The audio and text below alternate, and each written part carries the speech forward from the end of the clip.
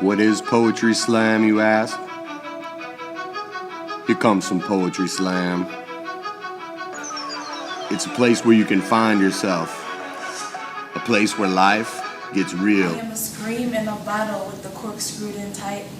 I am that tree that fell with no one around, so do I even make a sound? I am the voice in my head, which is the prison for my thoughts. Have you ever been told to hold your tongue? I have. Many times I've been ready to snap. Many times I've been ready to speak out. So many times I've been ready to strike with my poisonous words, but have been told to hold my tongue, which left that poison marinating in my mouth, creating atomic bombs within my body to the point where I could hold my tongue no longer. But when I opened my mouth, no words came out. And that's when God introduced me to pen and paper. And from that moment on, I wrote with fierce determination to free that voice that was once prison in my head. I wrote to tell stories that might have the same plot as another. I wrote to reach out and touch somebody's mind and spirit. I wrote to unleash the poison inside their minds, because never again will we hold in those same atomic bombs that cause our own destruction. Because this is for boys and girls, men and women of all races, all faces, of any ethnicity who have been told, hold your tongue.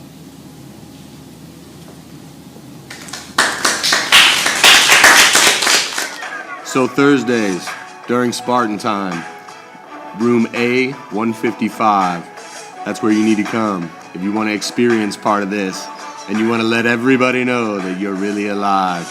You got something that you think you can show? You got something you think everybody else needs to know? Then come share it. It's called He Will Fly. In the beginning was, do we really want him to go there? Because it was a place so dark and scary, I don't know if we can survive the trip. 5 years old and the word look on my mother's face. Her terror spoke volume of my brother's fate. He won't live past 12, the words flowed like a jagged railroad. My 5-year-old mind tried to grab hold, razor blades slicing at innocence. A dull cold coiling round the soul like pythons of evil, sapping hopes before they're born. Dawning awareness, my thoughts are only of me, and I shudder at the cruel reality that plagues our human race. What about him? What about them? Is it fair that his muscles will wither and fade as mine chiseled diamonds? Is it fair that bankers exploit the blood of third world workers and turn them to minors? Boom! A rage so ancient, kings stir. A seething undertone born of injustice. Flash forward and trips to the hospital begin. 20 years of surgery for a boy born into a world of sin. The university told us he would give his body in service. Sacrifice his life to research would be his sole purpose. My parents saw the wisdom, so they let it begin. And a guinea pig was made of that boy born to sin. Slashed to the tendon-fit braces, his legs will swing free. Are you kidding me? You sentenced him to a wheelchair at 9, and for what? So other little kids wouldn't suffer the same cut? Yeah, I guess that's cool. He'd like that. He was a soldier standing in the gap.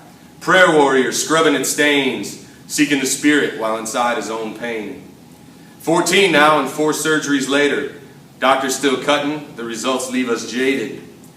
Locked in a wheelchair and fading day by day, his despair a constant companion. The darkness of oppression feeding on our broken family in chaos, the air thick with remnants of hatred so powerful it envelops your essence. If you know what I mean, then yeah, I've been there. Demons born of the flesh, robbing you of your innocence, and the shifting of consciousness toward that which you cannot stand. More injustice. And that tortured body was placed in the belly of that same darkness. But did his spirit fade like mussels devouring their young until his throat could no longer swallow? Did Captain Jack bring the party that carried the legion they followed? Through his faith the darkness fled. Eternal hope sprang up instead. And though the doctors fused his spine, cut his throat, and then resigned him to a machine that helped him breathe, a tube from which to feed, and nothing left to move on his own but his thumbs. He had his walk, his faith walk. And now that he's gone on to eternity, he will fly. So if you're brave enough to stand up, there isn't any kind of tryout or cut.